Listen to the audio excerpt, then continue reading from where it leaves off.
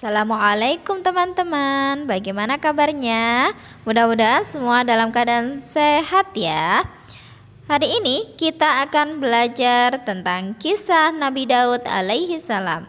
Beliau adalah seorang nabi yang oleh Allah diberikan kekuatan yang luar biasa, sehingga beliau mampu mengalahkan seorang manusia raksasa. Nah, untuk kisah yang lebih jelasnya, mari kita simak video berikut ini. Kaum Bani Israel ketika itu hidup tertindas oleh kekuasaan Jalut yang menguasai tanah Palestina. Jalut adalah seorang penguasa kejam dan bertubuh sangat besar seperti raksasa. Pada masa itu, tidak ada satu manusia pun yang berani dan mampu melawan Jalut. Allah Subhanahu wa Ta'ala kemudian mengangkat seorang penggembala Bani Israel yang bernama Talut untuk menjadi pemimpin kaum mereka, di mana saat itu Bani Israel dikenal mempunyai sifat keras kepala. Terbukti pada awalnya Bani Israel menolak karena Talut hanya seorang penggembala miskin. Hal tersebut dijelaskan Allah Subhanahu wa Ta'ala dalam Al-Quran Surat Al-Baqarah ayat 247 yang berbunyi, Nabi mereka mengatakan kepada mereka, sesungguhnya Allah telah mengangkat Talut menjadi rajamu.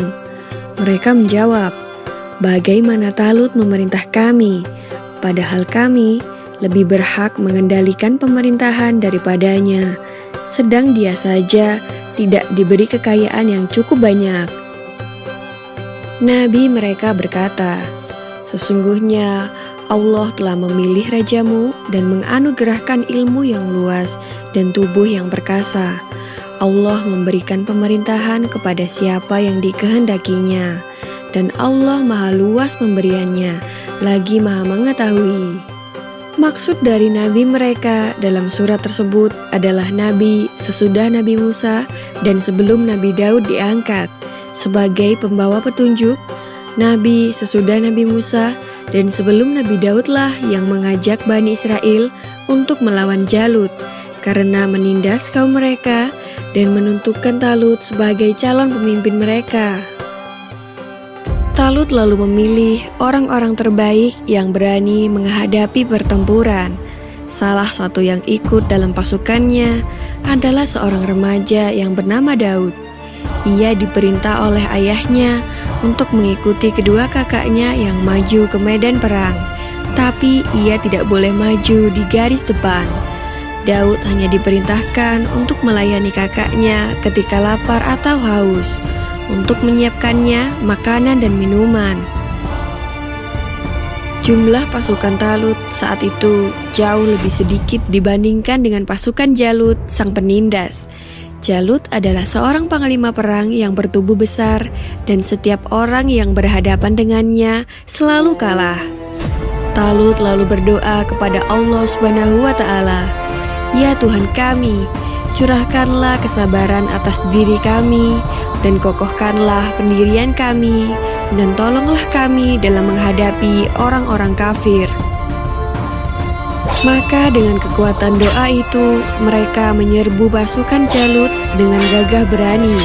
Pasukan Jalut tak mengira bahwa lawannya yang berjumlah sedikit itu mempunyai keberanian bagaikan singa yang terluka, dan pada akhirnya pasukan Jalut dapat dikalahkan, sehingga hanya tersisa Jalut dan beberapa pengawalnya saja. Talut dan pasukannya tak ada yang mampu menghadapi raksasa itu. Talut pun lalu berkata, siapa yang dapat mengalahkan Jalut, maka ia akan diambil sebagai anak menantuku dan akan mewarisi kerajaan. Lalu di saat itulah Nabi Daud yang masih remaja mengajukan diri untuk bertarung melawan Jalut.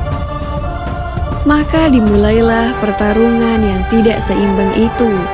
Dengan menyebut nama Allah dan hanya berbekal sebuah ketapel dan 3 buah batu kerikil, Nabi Daud tidak ragu untuk melawan Jalut.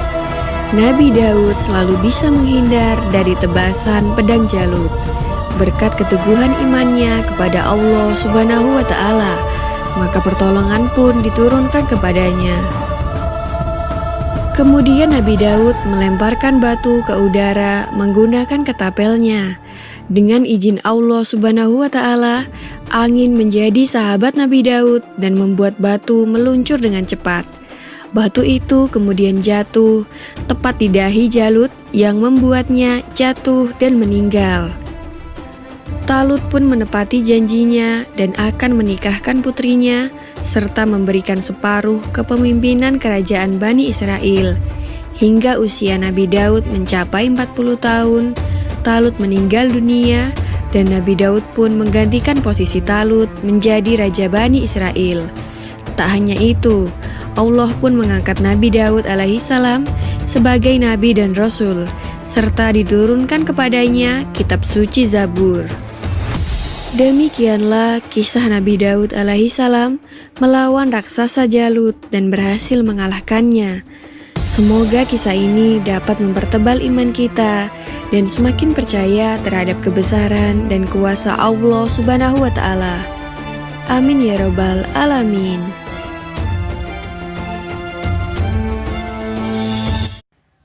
Baik anak-anak semuanya, itu tadi kisah tentang Nabi Daud alaihi salam.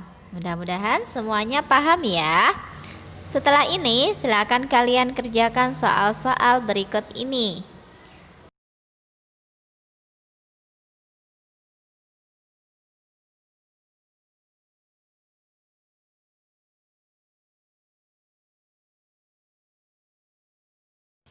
Alhamdulillah teman-teman, pembelajaran kita hari ini telah selesai. Mudah-mudahan ilmu yang kita pelajari hari ini bermanfaat untuk kita semuanya. Terima kasih ya. Wassalamualaikum warahmatullahi wabarakatuh.